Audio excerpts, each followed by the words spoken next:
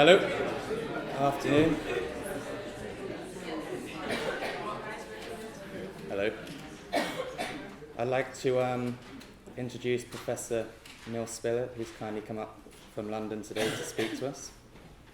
Neil is the Dean at the School of Architecture, Design and Construction at the University of Greenwich, really sort of moving that university into a different place. And he was previously the Vice Dean and the Graduate Director of Design at the Bartlett School.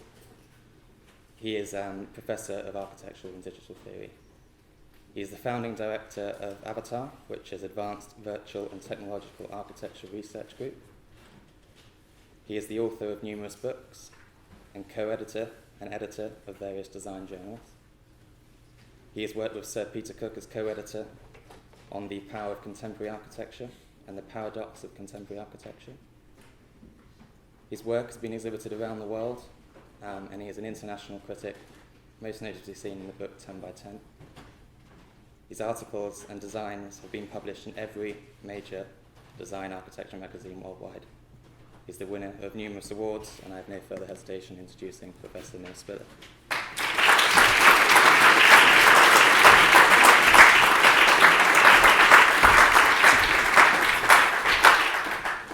Well, Philip, students, thank you very much for inviting me up. It's a pleasure to lecture to you in this wonderful building, and this will go down as one of my lifetime's highlights of venues to lecture in. Another one being the Sage Chapel at Cornell from the pulpit, but that's another story. So I'm going to tell you a bit about my history, but as you're videoing me, the tame version.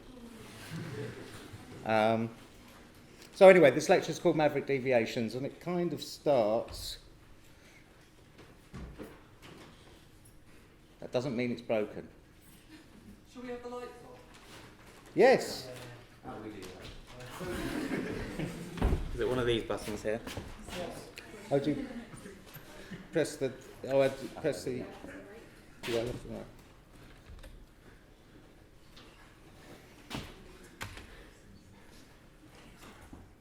Oh, you mean on the mouse thing? There we go. There you are. Speaking as a professor of architecture and digital theory, it's a mouse thing. Okay, so the story really starts. I was born outside Canterbury. That's not true. I was born in a place called Tankerton, which is somewhere, and lived in Canterbury with my parents and brother. And when I got to 18, when I got to 16, they said at the school, which was a comprehensive school, and as you know in England, a comprehensive school means you don't get a comprehensive education. So if I lapse into French, I apologise for my accent. In those days, you either did an O-level in French or technical drawing. I, of course, did technical drawing, which I failed. So it's not been an easy life. Anyway, now when I was 16, the school said, what do you want to be? So my father worked in the Kent coalfield, and I didn't want to go down the pit or work outside digging the road up or whatever. And I said I want to be an architect because I knew they didn't do much outside. And I went and did some work experience for a firm called Dorian, which is a very sort of Dickensian firm. Two blokes in a room in the Georgian Terrace in Canterbury, smoking a lot in the warm, drawing very slowly the silhouettes of toilets and things. And I thought, this is for me. This is great. This is fantastic. So after I cocked up my A-levels, comprehensive school education, you see, Thames Poly, which is now the University of Greenwich, strangely and spookily, gave me a place because it gives everyone a place at that time. Anyway, so I went through 3 years, got my degree, couldn't get a job, so I painted a tutor's house who signed off my RIBA logbook. And I wouldn't have signed it, I painted it really badly. And then I came back for my diploma and started to work on a kind of epiphany series of years. This is my a piece from my final year diploma, which was a new school of architecture for the Architectural Association, which I admired a lot at the time. I mean, it was the halcyon days, mid-80s. It was the halcyon days of Liebeskind and Peter Wilson and Nigel Coates, causing all sorts of havoc. Of course, this wasn't replicated at Thames Poly at the time. Anyway, so Ruskin inspired, so this is one of the spaces, I forget which one. So a series of studio spaces around life, sacrifice, memory, and was on the Floral Hall site in Covent Garden, so it had a rather complicated urban context. So anyway, and there's another space, quite a bit inspired by Nigel Coates, I suppose, and the NATO group, another kind of studio space in this building. Anyway, after I failed my diploma, no, this is part of the same project, and this is called the Dorian Grey column, and it was first drawn, I think, in about 1986. And it was a central piece, actually, very much inspired by this building, of a column that stood in the entrance foyer of my School of Architecture. And the students were being encouraged to dress it up in the garb of the day. So it would become postmodern, and then it would go all deconstructed, and it would be kind of like palimpsest, little sort of three-dimensional palimpsest of what fashions architecture is prone to.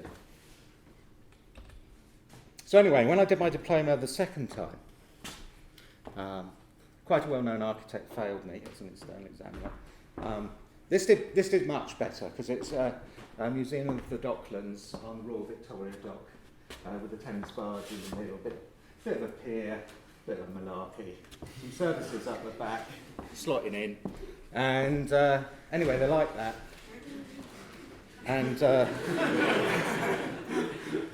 I became a silver medal nominee for the first RIBA silver medals, actually, 1986-87. And there's a wonderful picture from building design at that time with Ian Ritchie squatting in front of some of my drawings.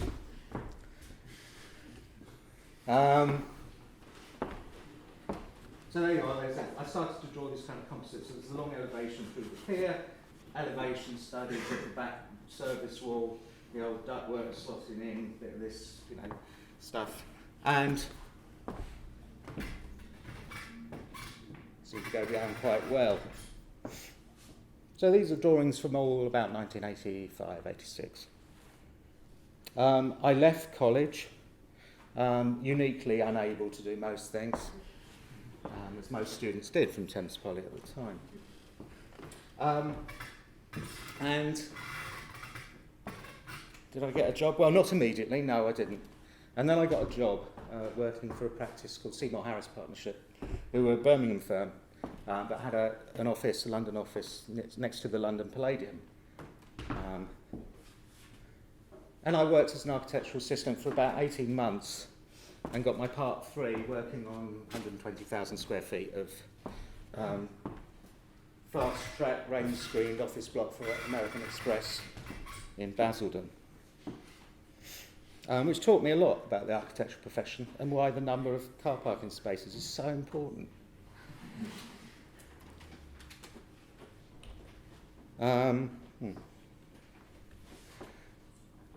Graduating with me at the time from the same sort of circumstances was a guy called Laurie Farmer, and we got a flat. When we left university, or college then, which was in Dartford. We got on the train, and the first nice place we came to was Blackheath. So we initially rented a flat, looking for work. And this is the first Spiller Farmer drawing. So we started a fledgling architectural office. Luckily, we didn't get any work, because I'm not sure we would have known what to have done with it.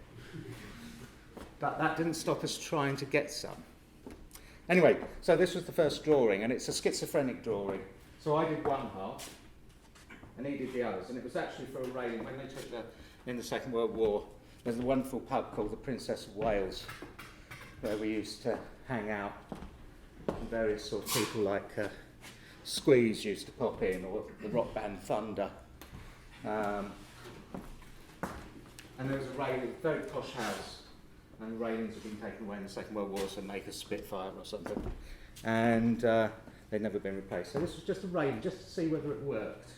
And of course, it actually works very well. It's an arresting image. So we thought, oh, well, that seemed to go down well with punters. So we'll do a column, the vitriolic column. So I did the bottom, he did the top. Obviously, you'll recognise it was quite influenced by a Scottish bloke. So there you are.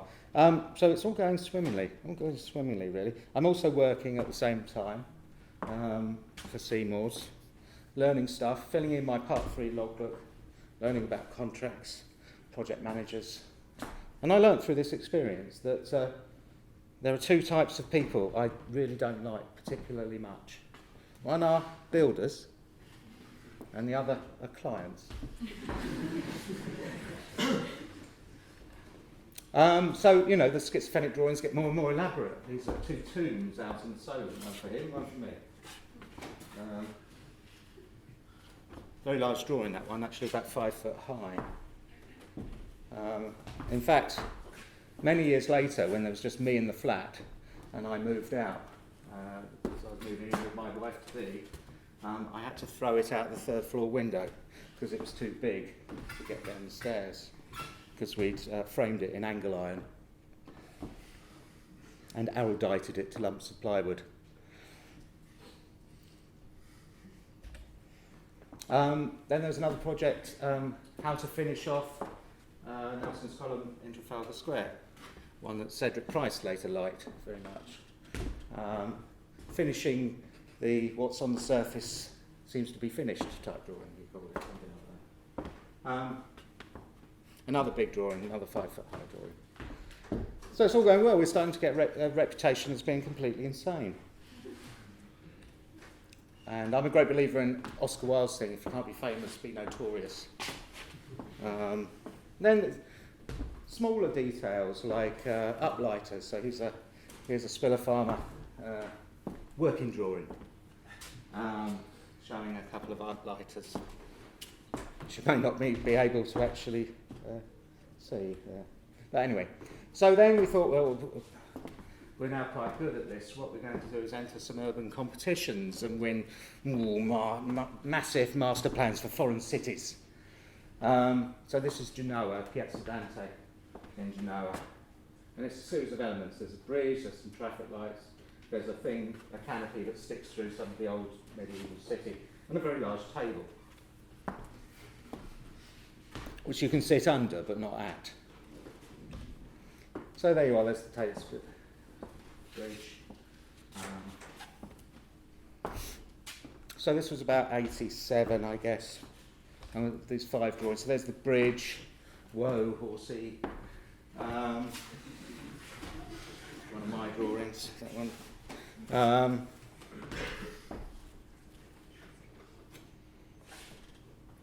Some of the traffic lights, Stonehenge type details and things. It did spectacularly badly in Genoa. I've not ever won an architectural competition. There's a perspective looking down the bridge, where horsey, and the table, the things sticking through, a bit of Stonehenge, and some traffic lights. Undeterred, because obviously Genoa have made a massive mistake by not selecting the school. So we thought, well, not to worry, we'll go for some other work. And we did a very large, probably not in this thing, I can't remember exactly what's in this thing, because it's so live. We did a massive master plan for Milwaukee, which also did spectacularly badly,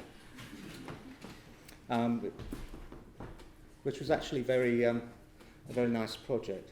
Anyway, around about 1992, so this happened in 1992, I did a lot of contract work for various commercial architects, Haskell's I passed through. I sat through Sainsbury's Department of Architecture after about a week. That's when they had departments of architecture. They didn't like the shape of my sheep, like that, which are obviously clouds with legs on. So anyway, this goes on. Contract work becomes, the recession of the early 90s, difficult. And we got invited to do a winter school in Liverpool. And it was just after the Velvet Revolution, and there were a lot of Slovaks in. And we used to do this double act. It used to be funny, I used to be the arse. And we were in this club after we'd done our lecture, a bit tipsy, about 3 o'clock in the morning. It was all painted black. And anyway, this big grubby finger, big Slovak grubby finger, dirty fingernails, put me in the text. So, you spiller, you fucking nutter, you come Slovakia. Right, so, fair enough, we'll do that. There's nothing much happening here. So we spent 10 days in Slovakia, in a place called Pistony.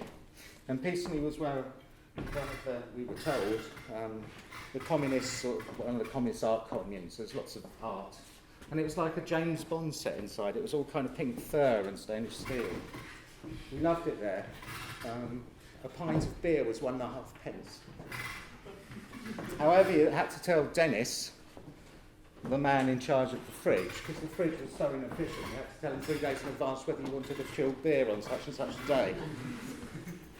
But he would sometimes write off the cost of the beer and not allow us to pay him the 1.5 pence if I told him what happened to Deep Purple after 1972. That shows how old I am.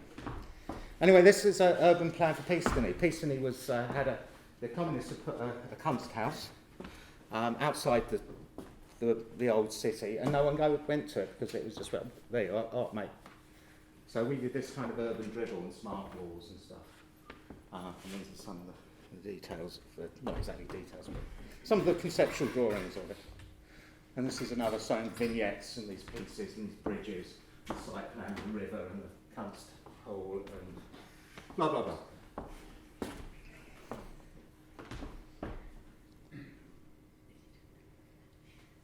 So that all went well. Farmer never came back really from Slovakia. He met his wife there and has a very successful career. Meanwhile, I'm left here in Scholar. These are some of the models. We used to make little sort of very swift models there that we used to get on my chest, all the soldering. So I stopped making models like that, but they're very swift. Fountains, bus stops for Pistony, parts of the urban dribble.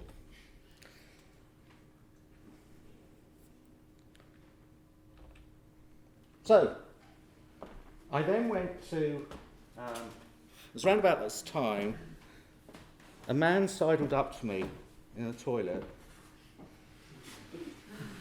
and he went, "Hello, Neil, will you come and work for me at the Bartlett?" So I said, "Oh, Peter." I said, "That would be very nice, thank you very much. So come see me, and, can you bring Farmer?" So Farmer said, "Oh, I'm not coming unless you fly me in and out of Bratislava twice a week or something." So Peter went, "Oh, no, I haven't got money for that." Oh, no. So he said, "There's this funny man up in Birmingham. Maybe you could work with him." And that man's called Phil Watson. And I knew Phil because Phil, when on my last contract job, Phil rang me up and said, "Are you Neil Spiller?" So I said, "Yeah." He said, "We love you in Birmingham. Will you come up and see us and show us your things?" So I thought it was a client. So I went to Birmingham, and there was this man who looks like Columbo. Sort of sidled up to me and went, "Hello." "Oh, wait, I'm waiting for a client." And anyway, that turned out to be good. He was then running the diploma course at Birmingham Poly. And the great thing about it was, I went to his office, it was covered in fag dust, and it had a kind of conduit around, plastic conduit, you know, with 13-amp plugs in. And it was like a Buddhist temple. It just had millions of butts of cigarettes that he just let burn out. Happy days, happy days. So anyway, he took me to this car, rather run-down car, opened the door, and thousands of conkers fell out. So he said with a wry smile, "I've been conquering here."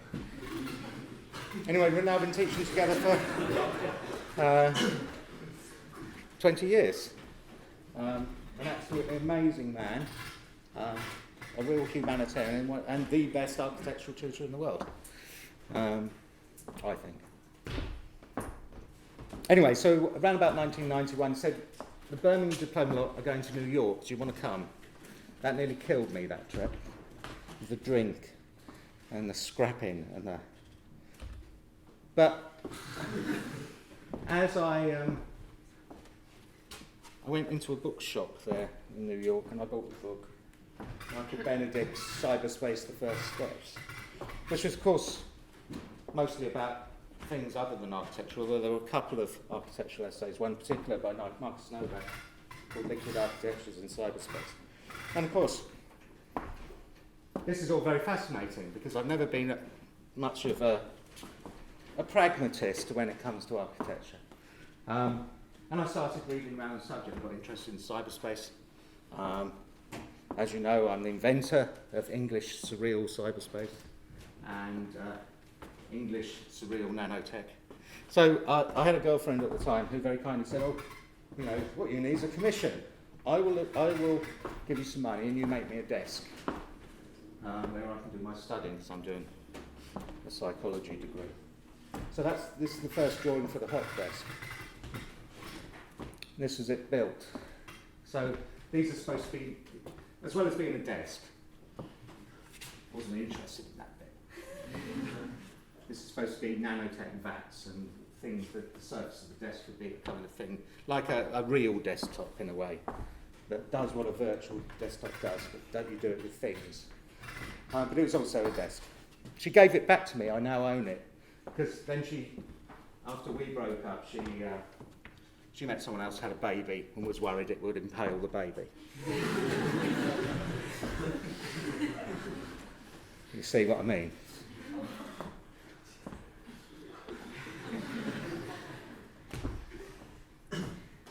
But I think we find one of the greatest pieces of furniture an architect's ever done. There were a series of very quick projects that I worked on, like what does roadworks look like in the information highway? This was me in those days. It shows you how big the drawings were.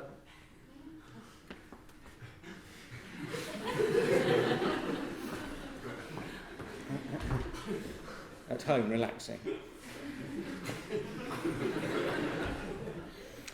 And then, of course, you know, people started asking me to do schemes.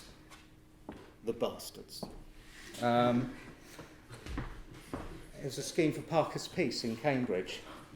This thing, and it's a kind of series of, when the Turing test is passed, and it may or may not be, the Turing test essentially is how do you tell an artificial intelligence. If you can't tell an artificial intelligence from a human being, then it's passed the Turing test. So the Turing test, you've got a human being in one room, an artificial intelligence in another. You plug it in, obviously, and the human being can ask it questions. And if the human being thinks that it's a person, then it's passed the Turing test. There's certain philosophical things about that. You know, it needs to be able to empathise. It needs to be able to emote. It needs to be able to tell massive porkies. Anyway, so once the Turing test is passed, this all comes alive, you see, and starts wandering about. That didn't do too well.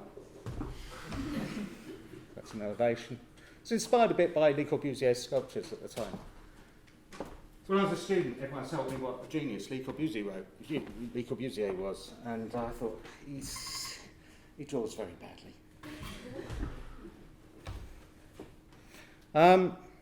Then after the colourful period, it's back to your roots, you know. I'm like a rock band, you see. you start off the first album, it's good. The second album, a bit difficult, but we're good. Third album, fantastic. Then you can afford an acoustic guitar, slide guitar, and you make some noises, and maybe that's different. Maybe it's, you're trying to progress back to basics. 1995, I started working on a triptych called the Trashed Triptych, inspired by Hieronymus Bosch. These are large drawings again, they're 5 foot high. And this is the first piece of the triptych, called From Genesis to Genocide. Hieronymus Bosch, there's a lady, a lecturer at the Courtauld, who wrote a fantastic book, something like The Heresy of Hieronymus Bosch, saying, well, actually he was a Cathar, and Cathars believed that everything made of matter was evil. And that can upset the Pope because he's made of matter. So he retaliates and burns lots of them at the stake. So yeah, things could escalate so fast in those days. And that she goes through all Bosch's stuff and talks about the symbols and anti-papist stuff. So the owl here is a symbol of the devil. Rotten fruit, ships of fools, stuff like that. So his work is a postcard to other Cathars in a way, because they're an underground movement. But of course, the light and the ethereal that the Cathars believed was good, and the kind of lumpen matter that they believed was bad, was kind of a cyberspatial analogy. Saint Sebastian, the middle piece of the triptych, you know the story of Saint Sebastian. So again, these kind of organic forms being pierced. And then the last one, Nativity in Black, which I nicked from Black Sabbath as a title, is about, the human body becoming kind of distended and pocked, and figures at the base of a crucifix, inspired by Bacon, pulling themselves apart. Premonition of Civil War by Dali there. The body being distended smeared across the landscape by technology.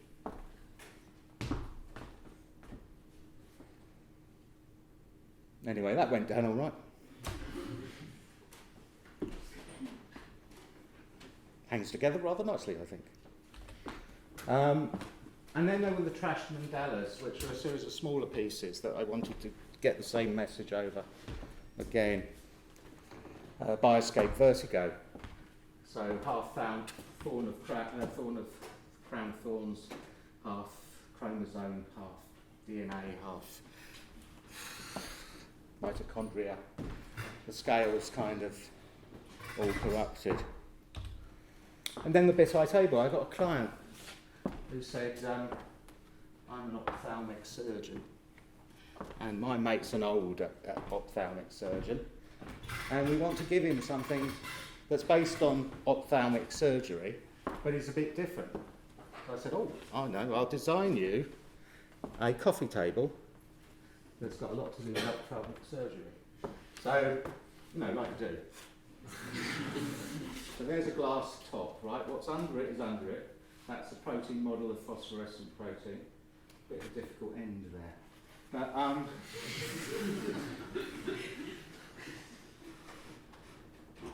when you get this close, it's quite mesmerising. And what you see looking down through the glass is this kind of weird geometry. And these are the haptic geometries of lens support systems that have been used in ophthalmic surgery over the years.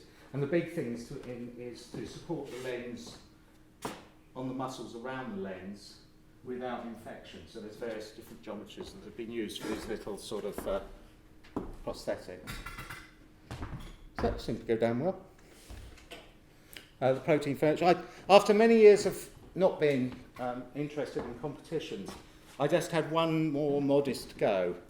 And from the great master plans of Milwaukee and the amazing Piazza Dante, I submitted a competition for some street furniture in Crawley. Little bus seats. So you're looking down, there's a plan, there's a section, the side elevation and some details. And these geometries are based on protein geometries.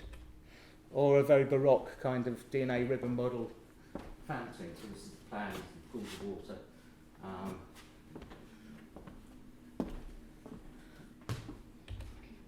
An elevation of it, again, the DNA model, but also some protein geometries there. Now, of course, they rejected that in a crazy way, I suppose, for which they will forever regret it. And then I decided, well, you know, I've been doing a lot of little projects, you know, that have taken a few months or have taken a few days. What about the great projects that are going to make me very famous indeed? Like Mike Webb's Temple Island, which he's still working on. An amazing piece of work started 20 or so years ago, maybe more. Or that suite of drawings that Libeskind did, Micromegas, Chamber Works, the Etra Mundi. Yeah, that sounds like it. The great gesture that will forever put me in the history books of architecture. And it's called the Communicating Vessels Project.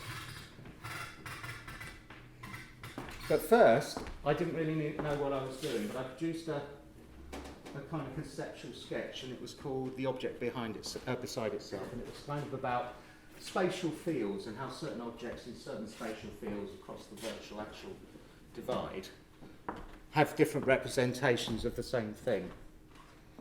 I didn't really know much more than that at the time, but it generated this rather quick drawing sketch. Anyway, it became clear. I started the Communicating Vessels in 1998. And it became clear over the years that it was actually a kind of psychogeographical project around an island, around where I grew up.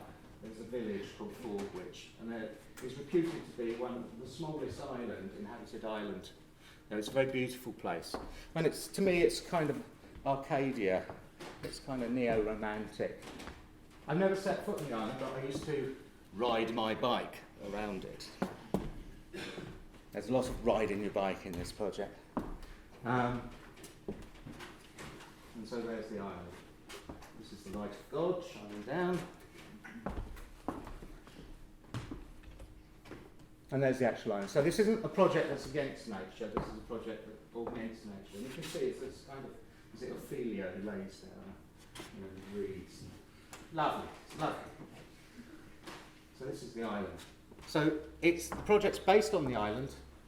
I've not been there. I've only looked at it like this from across the river in different places.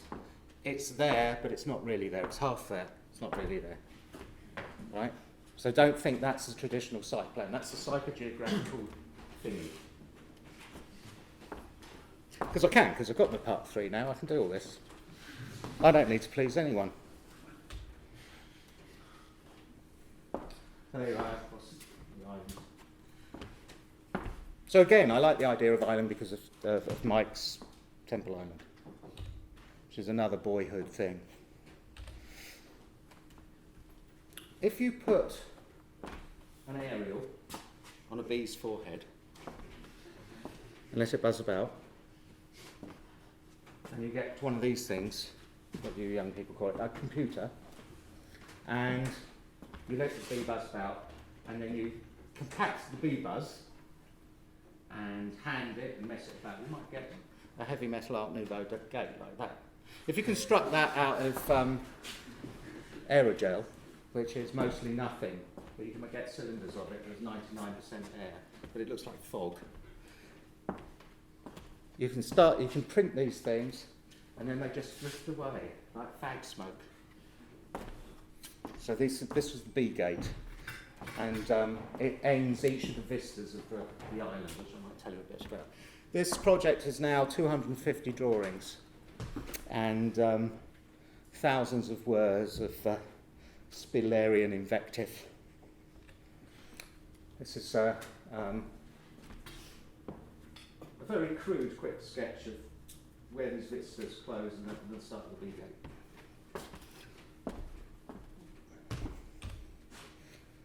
And it's a holy hedge made of the same material. So we're starting to develop a language of architecture that's both reflexive, embroidered space, it's kind of technological but kind of natural. This is the Velasquez machine. Now the Velasquez machine sits in the Tuileries Gardens in those wonderful elliptical galleries where Monet has his water lilies. And it's connected to the, what do you young people call it? The interweb. And it slowly shapes itself to death as more and more artists and architects put narcissistic rubbish on the internet. And it's over this kind of oncological couch that's got various sort of nasty bumps in it. There's a frying pan in the middle of this rib cage. The frying pan has holes drilled in the bottom. A dwarf comes along every day and replaces it inside here 2 fish. On top of the fish are 9 roux objects, and they are like mechanical fleas full of hydrochloric acid. And as the machine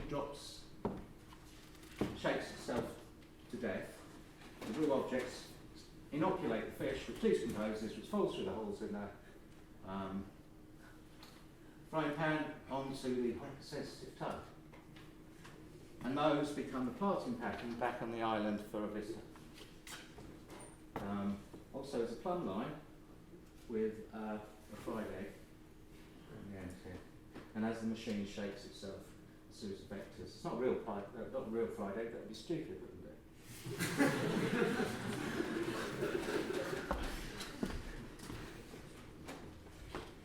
So there's a roux object. You can see its little inoculating things, and its flappy little legs.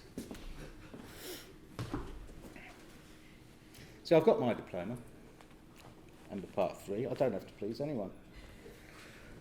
And that was one input site to the island, the communicating vessels island. The other one for the vistas, was Bramante's Tempietto. The flowering of the Renaissance in Rome. Of course, it's in Spain because it's in the middle of the Spanish embassy at the moment in Rome. 1505, something like that. Beautiful piece of architecture. Lovely, that. So I wanted to make something. I was interested in digressions from, or tolerance, let's call it.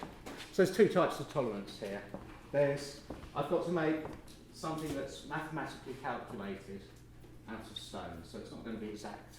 That's a small variation, a small tolerance in the art of construction.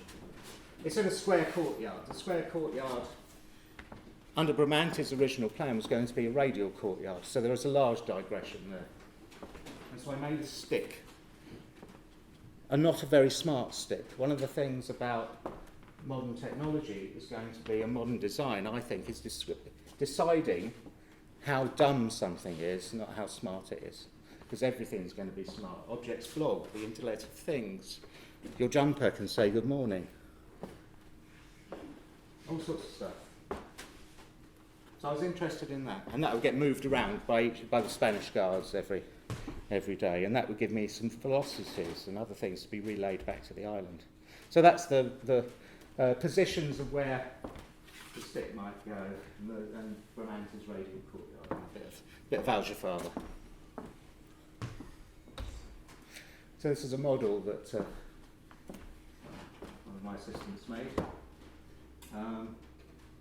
My only assistant, and he's gone now. Went to Japan, he said, I can't work with you anymore. So all these inputs come together to create a vista. At the end of the vista, you always need something to finish the vista off. And traditionally in gardens, it's a sculpture. This is called the wheelbarrow with expanding bread sculpture. And it's a homage to Salvador Dali, who perceived of a variety of things, but perceived of Hector Guimar's lights, Paris Metro lights, as praying mantis like. And this really loved the praying mantis because after the consummation of lovemaking with Mrs. Praying Mantis, she eats the male's head. And it comes back to Freud and the castration complex and all that. So there's a lot going on here. It's about paranoid critical method. He reread Millet's Blandulus as a kind of psychosexual drama with the man covering his parts with his hat. So this moves. So the fried egg determines how this oscillates in and out of the vista. It's all very sensible at this point. So this is the trajectory of the fried egg on a particular vista, determined by all these velocities and things coming back from that. There's the sculpture at certain points in time with certain viewpoints. Now what I wanted to do with the sculpture is determine on who's looking at it. The expanding bread, it's not real bread because that would be stupid, expands. And it has a subsumption architecture to it, and that subsumption architecture is whoever looks at me, I need to show 50% of my surface. But if 2 people look at you, there's trouble. And if 3 people look at you, a lot of contorting and a lot of goings on. And in those parallax areas, I wanted something to appear that was visible to some viewers, but not visible to others. So that's composite one with the Velasquez machine. I show that not because I've got anything clever to say about that. It's a nice drawing. I was quite pleased with that. So what appears in these kind of parallax areas? Well, this is from Jura, the Dance of Death. The Dance of Death was a common motif for artists in medieval times and up until now, really.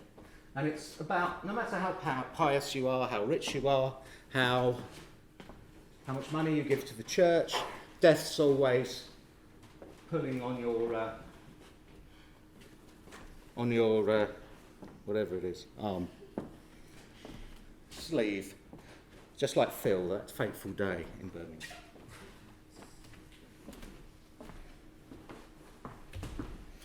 So this is what I wanted to appear in those parallax areas. This is Père Ubu. It was a photograph taken in 1939 by Picasso's mistress, Dorian. And it's named after Père Ubu. Père Ubu was a play, a character in a play called Père Ubu, invented by Alfred Jarry. Alfred Jarry was a proto-surrealist, one of the first. The first word of the Père Ubu play was shite.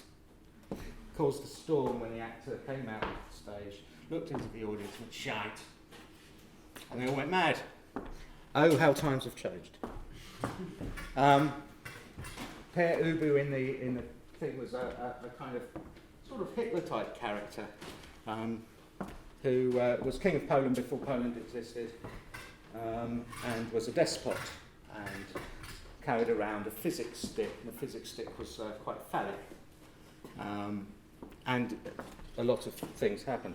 Alfred Jarry was the inventor and Ubu's part of this, but also another character, Dr. Faustroll. Pataphysics. Pataphysics is beyond metaphysics. It's a poetic conceit, really. And it has 3 declensions. One, which the surrealist loves, which I love. Hybridity, combining things that shouldn't be together. Syzygia, aligning things, or 3 things that shouldn't be together but have a moment of clarity. And clinamen. Clinamen comes from Lucretius and it's the curve of an atom as it falls to the ground, thus creating matter. And the swerve is absolutely crucial to surrealist literature and absolutely crucial to the Communicating Vessels project.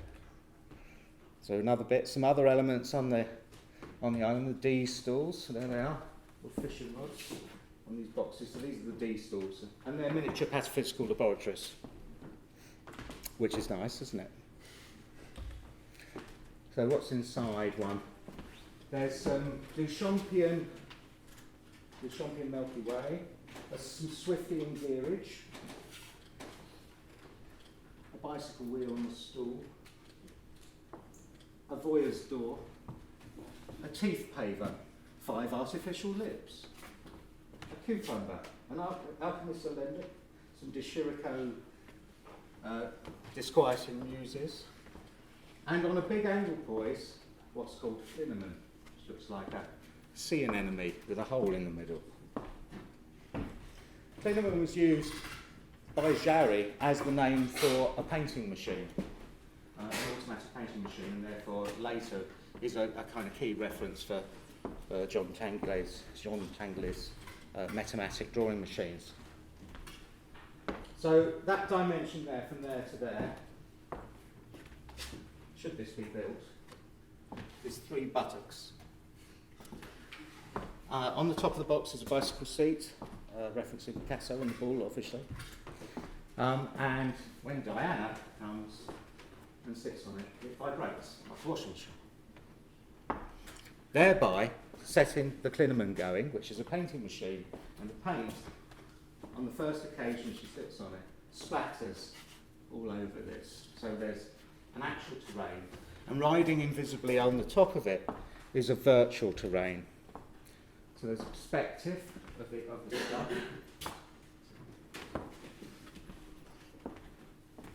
And the virtual terrain. So I started to get interested in what I call cyborgian geography.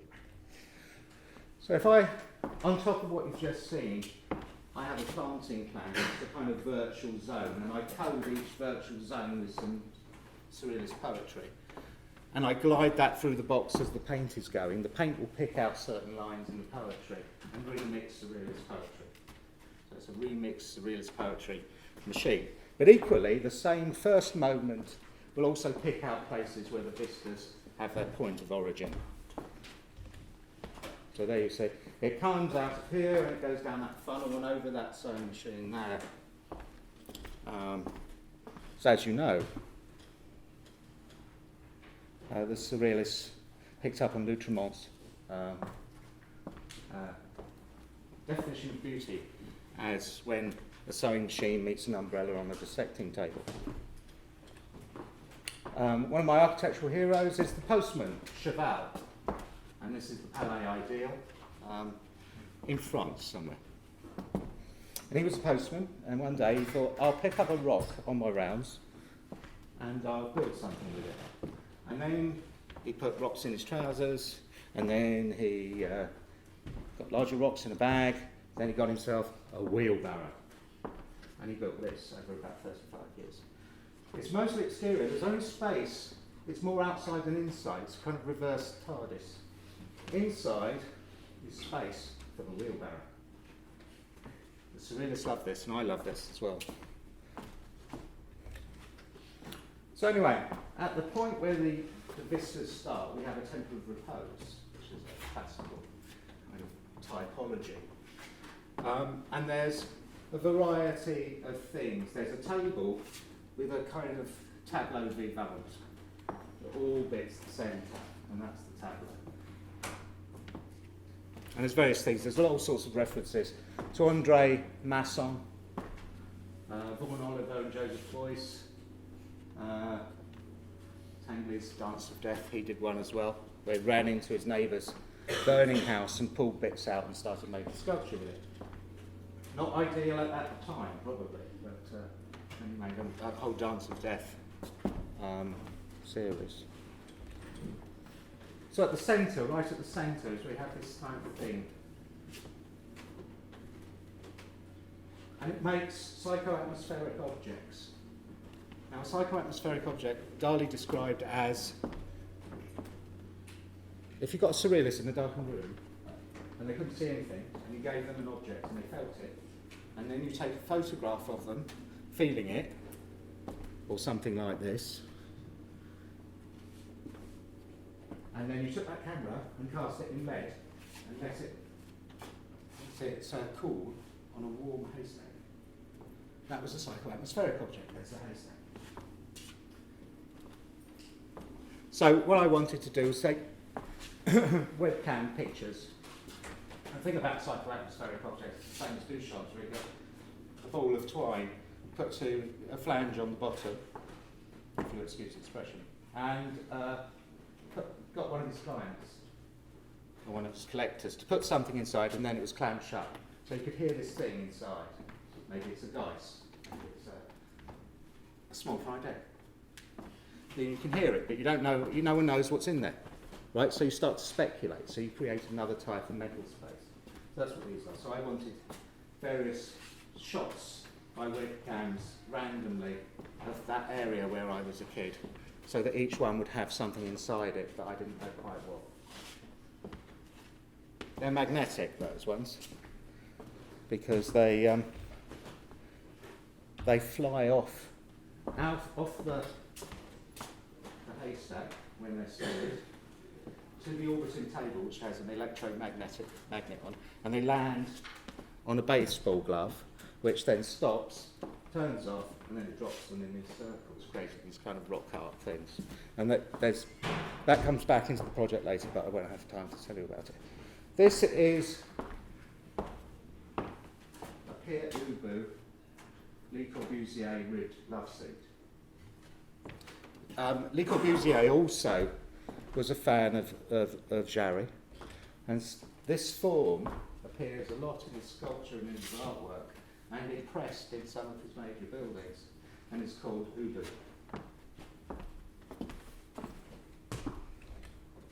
This is what the table's based on. This is Andre Masson's Gradiva from Jensen's description of Pompeii. Bees and wasps, very important to the communicating vessels, for reasons that I won't go into. And then the vagina dentata, which is a big surrealist motif. This is from Storm Thornlersberg, who's recently died, and it's thunder, just harking back to the old days, the vagina dentata.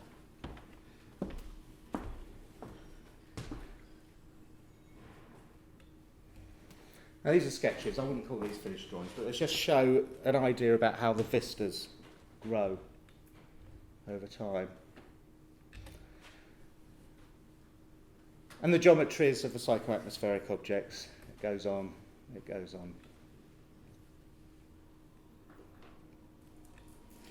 You might say they look a bit like a bratwurst or a baguette. Well, that's because they are. And the baguette obviously is important in Darwinian symbolism as a symbol of stupidity, often worn on the head.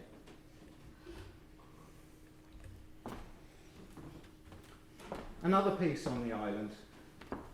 I don't know, how long am I going? How long have I got? So I'll cut a few out if you will. Is it okay? Keep going. Yeah? You're enthralled. Genetic gazebo. On the island there's a gazebo, as there would be. And that's the existing gazebo. So I took the existing gazebo, there's a window there, and you can see the start of some columns as it faces away from where the photograph is taken. It's by a weir. And I wanted to talk about, very fleetingly, second order cybernetics. Gordon Pask, who worked with Cedric Price on a couple of projects, so I won't go into that, tried to make an ear. And it's a self-wiring ear, and it's predicated on a series of electrical inputs and some silver nitrate, or whatever it says down there. And if you change the inputs, if you put a charge across there, the silver starts to condense, and it's a self-wiring ear. So if you change the inputs, it starts to come apart and rewire itself. So I like that idea. It's a big cybernetic kind of staple. Past devices have far-reaching implications for architectural artificial intelligence, if you plug it in. Self-constructed devices and all that sort of stuff, which of course is my meat and veg. And there's some contemporary ones. And they're called dendritic structures. Dendrite. This is my comprehensive school education. From the Latin tree, something like that. In the at the centre of the genetic gazebo is a piece of amber with a prehistoric insect in. That insect's got DNA. We can extract its DNA now. So imagine that's the amber. There's two other inputs. There's a bird bath divided into 4 sections. Wherever a bird lands, that's an input code. The 4 quadripartite DNA code is another input code, and the DNA for the gerbil that died in 1976 called Mickey. My gerbil is the other genetic code. So we have a 4x4 array. Depending on how it switches, 2 of the inputs are used to determine a point. And at that point, the electricity is delivered and the thing starts to self-wire. And that's what creates another series of geometries that go into the project and the planting plan, as it were. So that's a kind of stripped off, that's the gubbins inside. Another working drawing. This is the weir. Now, of course, everything we do as architects has to be green now, sustainable. So I wanted to use the power of the water to power that machine. So I invented the river slapper. It's a very large neoprene tile, essentially, that lays on the top of the weir and goes like that and generates electricity. So it's green. I haven't got my BREEAM award yet, but I'm hopeful it will come in the next 20 years. It's a rather cheesy photo collage. Like all good surrealists, the professor has a chess set. This is a queen. For obvious reasons, I think you'll find.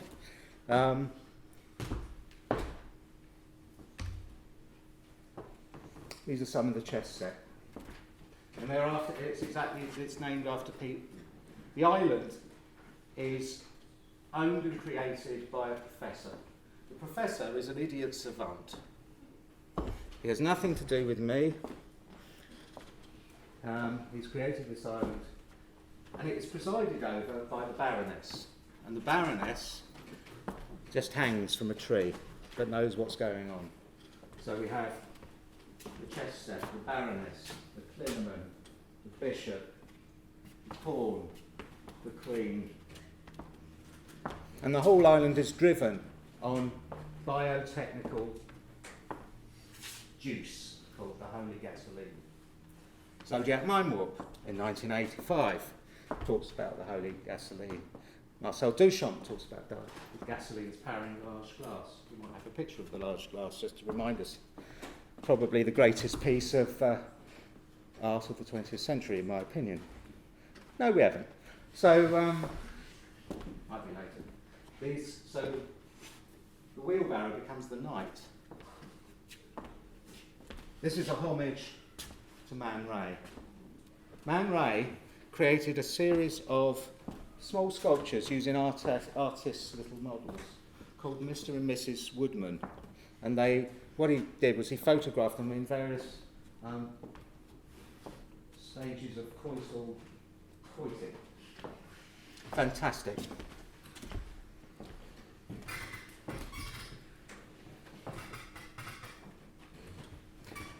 In another bit of the island, there's the glade of the chicken computer, which is controlled by the central processing pigeon and is an analogue computer that talks about the passing ideas of body through from pataphysics through surrealism up to the present day and mixes them and again creates other inputs, but I can't tell you too much about that because we'll run out of time. So this is the outside. So the chicken computer's in here in this kind of Rossi pavilion. And again, lots of homage to Giorgio de Chirico and the Mysterious Baths project. Very long breakfast there. Some baguettes in the middle of the pond there. Some imaginary plants, homage to Leo Leone and his parallel botany.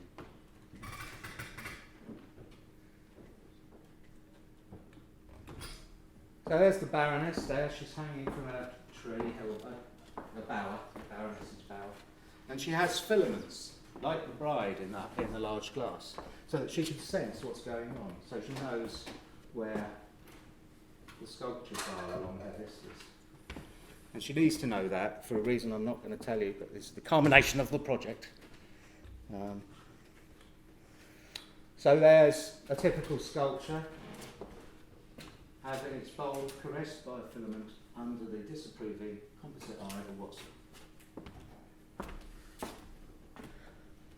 Wasps are very important. The bride in the large glass was originally called the sex cylinder, or the wasp sex cylinder. So wasps were very, very important. I wanted to, complex project, highly intellectual. I wanted to create a manual, but being that I was creating it, I didn't want the manual to tell you anything, but really elaborate on the craziness. But some of the reference here. So it's the manual's called The Harsh Geometries of Love, and talks about some of the references. This is a double-page spread from the manual for the communicating vessels. And another double-page spread. Here we have Duchamp, we have the dummy, we have the infamins, thing, and we have some conversation theory diagrams from Gordon Parks.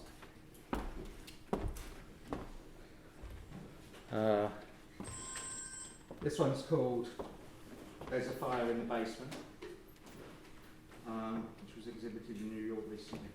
And I just like St. Catherine there holding her dress up and all this smoke coming out. And putty. Smoke and putty.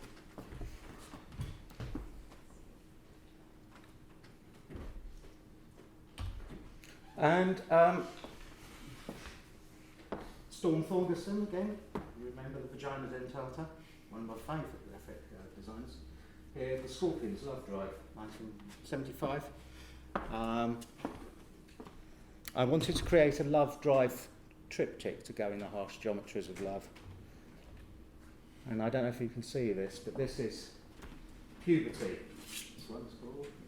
Very subtle. It's me at my subtlest. Fecundity. No, they don't read very well at all, do they? No, they're bollocks, aren't they? No.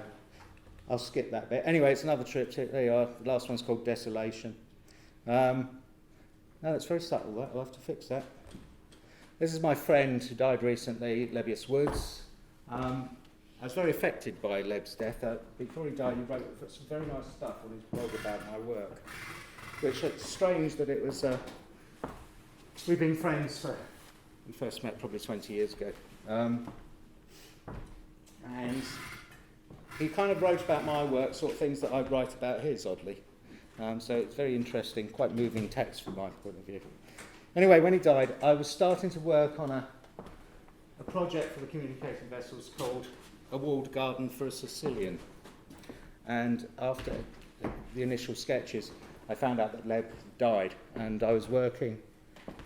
I'd been asked by The Guardian to put in a few words to the obituary. And it became The Walled Garden for Lebbeus Woods. Lebbeus died, I think it was the 30th of October 2012, at the same time Hurricane Sandy hit New York, but the two events are not connected. So Storm.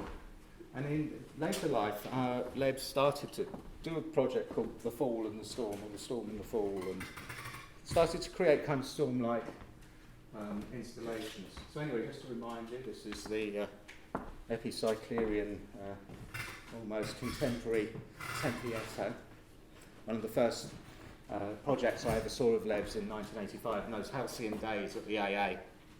I also feature in a very, very wonderful book, which is still one of my favourite books that I own, Origins, the AA publication.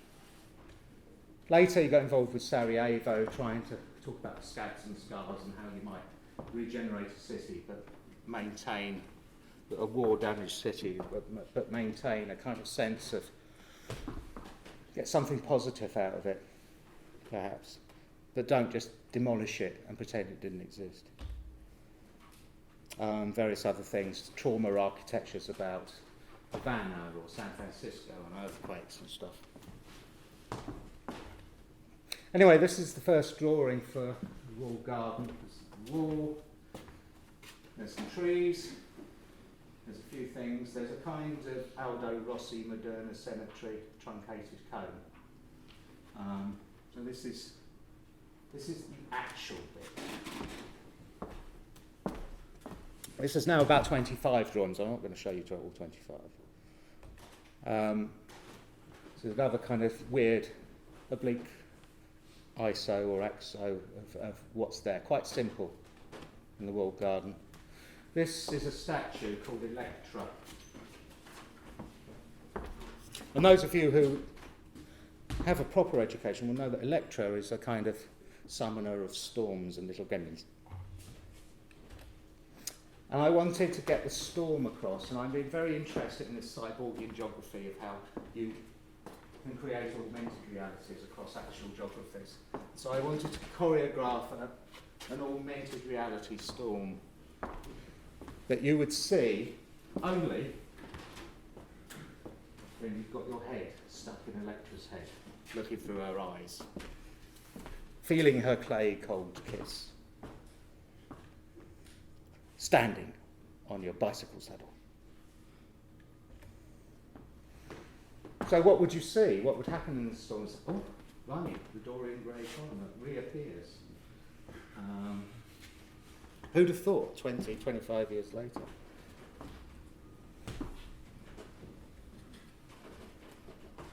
It was also the year of the snake, wasn't it, last year when I did these drawings?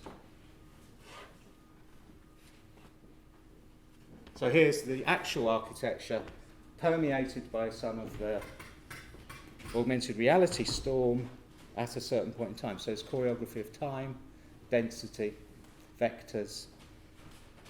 So you're starting to get into something that's almost akin to film. So there's exposition, denouement. So more of those drawings will be published in AUD in July. So you have to wait till then.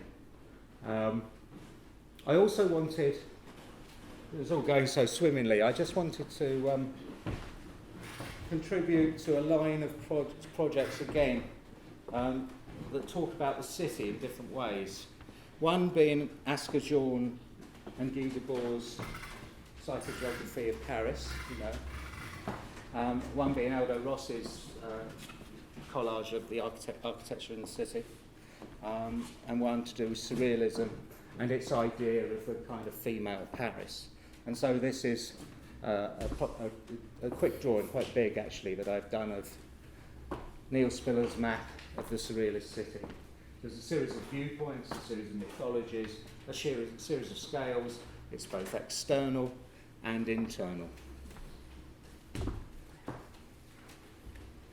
Drawing Architecture came out last October. Get it while it's hot.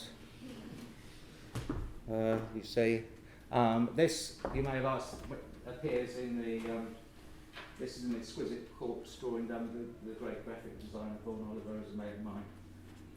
And this is the turd-like object from the Metaphysical Laboratory, which has a long story in the communicating vessels, which I'm not going to tell you about because we haven't got time.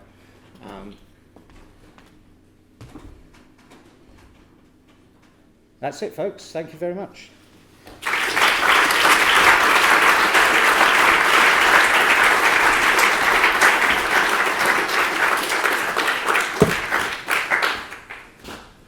Thank you, Neil. Any questions? I know this lecture series is about your journey. I think you'll find mine's quite an original one. And not easily emulated, I think, is the answer. So I'm very lucky to be able to do the sort of stuff that I do. Academia, I suppose, supports that, and my day job. But I'm happiest when I'm in my communicating vessels garden. Any questions? Madam. That was a joke. Firstly, thank you for letting us see into your world there. Really interesting. I just like, kind of, in light of all that, what do you see as the role of the architects kind of going forward in the 21st century? There's many roles. I think the first thing is not to be blind as you go forward. I think there's a variety of technologies out there that are going to change the nature of what it means to be an architectural designer. And in fact, they've already come to pass. And there's more coming. There's a whole load of biotechnology and stuff. And as we go forward, there's going to be more involvement with things like ethics. And where do you actually stop as an architect? And what's alive and what isn't? That's why I was interested in the Turing test and things. So I think as we go forward, my view of teaching architects is that you have to give them the mental dexterity to cope with the ontological changes of architecture in the next 50 or 60 years.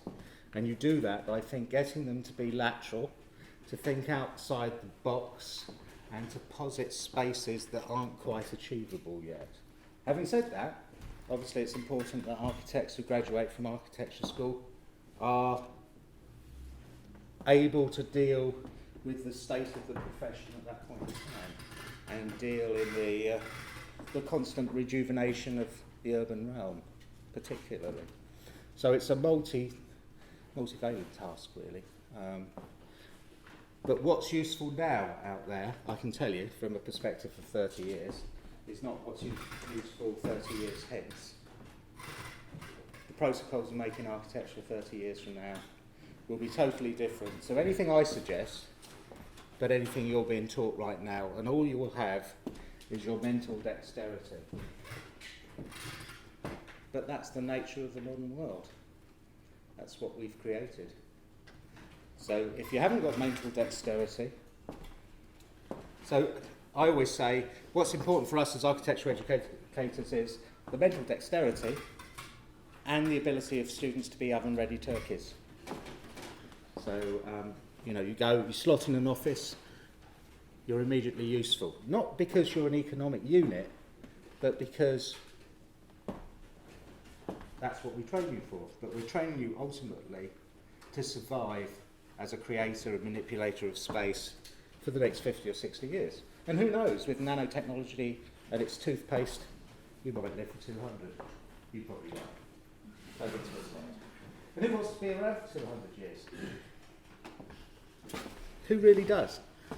During the cyberspace years, I say things like cities are over, we're all going to live in cyberspace with a big plug up our bottoms, and we're going to hallucinate, and it's going to be great.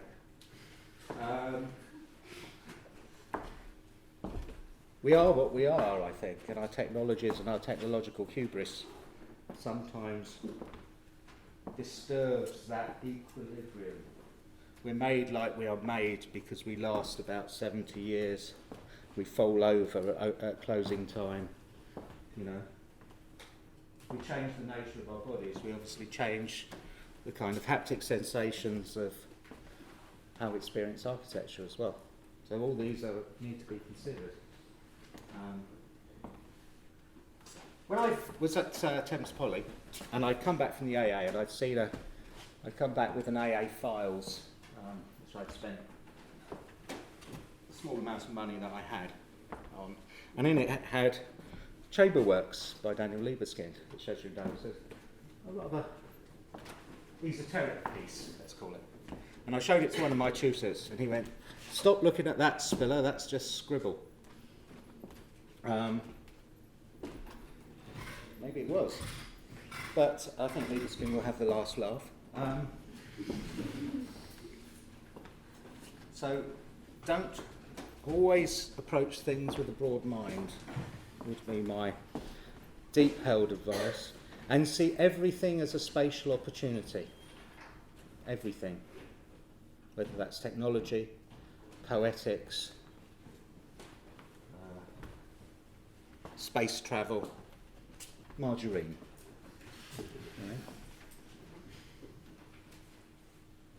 What do you mean when you talk about architects? What do I mean? Well, Well- you talk about Leaveskin having the last laugh, Hmm. but ultimately Leaveskin is a guy that does silly things, and most people don't go near it. Yeah. The environment, the built environment of most people has nothing to do with Leaveskin. No. So Leaveskin doesn't have any laugh for most people. Isn't he just screaming Into a void. No, an echo chamber, bouncing off his own voice. I think that I stopped being very excited by Leaveskin after the Jewish Museum. I think the Jewish Museum is one of the greatest buildings of the 20th century. I'm particularly interested in the drawings. It's not the buildings, any of the current buildings, that push my button. In terms of the last laugh, I think he's actually transcribed something that will endure for some time in posterity. That's what I meant to do. In terms of what I mean by architecture, what would my definition be? Would be the ability to manipulate space, create and manipulate space, which is pretty broad. So nearly everything is. I often talk about cities existing in carpets and in mouths as well as on the anthropocentric scale. I think that's important.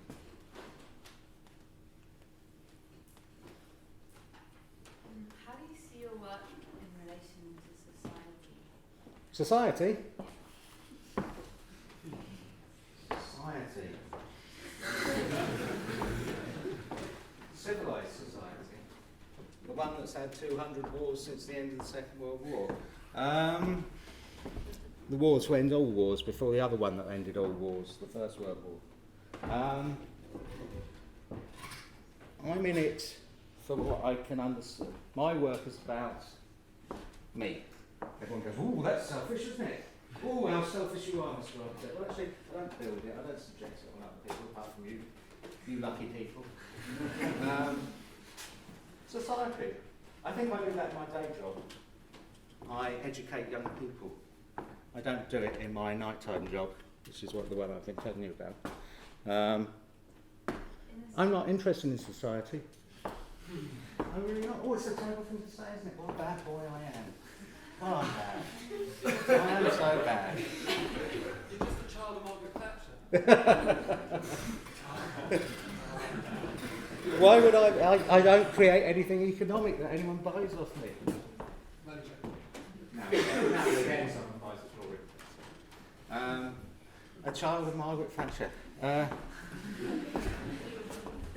Think of that.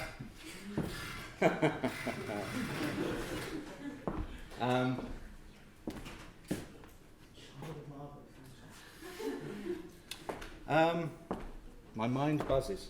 No. Child of Margaret Thatcher. Child of Margaret Thatcher.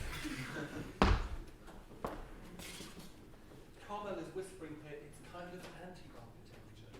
Is it kind of anti-architecture? It's anti a certain strand of thought in architecture that negates the architect's self-expression. We're sitting in here. We're not sitting in a functional lecture theatre. It does function, but there's a lot of idiosyncratic work that comes straight from Mackintosh. I'm interested in that sort of thing. I'm not interested in functionalism. I'm not interested. I don't think Margaret was particularly interested in architecture as a theoretical discourse. No money in it, I suppose. I mean anti-architecture in the sense that you're setting out with the intention of never building it and never having an effect on society and just being for yourself. Well, if someone's sitting in a room who's loaded and goes, "I would really like a house done by Neil Spillett," and I'm going to let him do what? I'm up for it.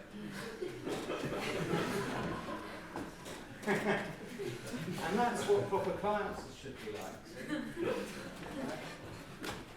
I'd like slate on my bathroom floor, only if I think it's a good idea. I'm with Adolf Loos. Do you know the Adolf Loos stories? Where Loos knocked on one of his client's front doors and he designed the house, designed the client's clothes. The client comes to the door, opens the door, is wearing the wrong slippers. Adolf Loos goes mad.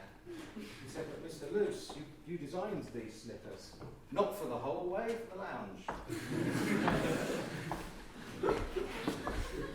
Or something like that. Thank you. I'm going to pass the vote thanks to Rob and Uncle for some shorts and lovely things to say. I'm not going to have enough hubris to try to do any type of summary of that presentation. I guess it's a presentation after my own heart because strangely enough we're contemporaries, although as you can see we've had slightly divergent paths. But I saw many of those same things that struck chords with Professor Spiller. I saw the Chamber Works exhibition, and I saw the Levius Woods exhibition, and they put a hole in my head, and it's still there. I guess what I'd like to say is I would like to thank you for the provocation, for the compelling nature of the images. Whatever we think about it, I think they are undoubtedly exquisite, beautiful. I personally am very fond of the incredible conflation of references, which I would never be erudite enough to even remember all of them, and much less be able to put them all together. I think what the work shows is an incredible accretion of knowledge and skill, and those images could reward you all with a very careful study. And if I could get just one of you to try and forge one of those images, any one that you like, I would be a very happy man. I would like to thank Professor Spiller for taking the time to be seriously funny, to show us the value of the play and the pursuit of your own particular interests. Maybe it's not architecture for everyone. Maybe it's not architecture any of you are interested in, but I think it's an architecture of a very particular poignancy, and particularly at this moment in time when we are confronted with a radically different picture of what architecture could be. The point of this lecture series is to show you lots of different types of practice. This is a very particular type of practice, and I think we've been really quite honored to have it exposed to us, and God bless you all.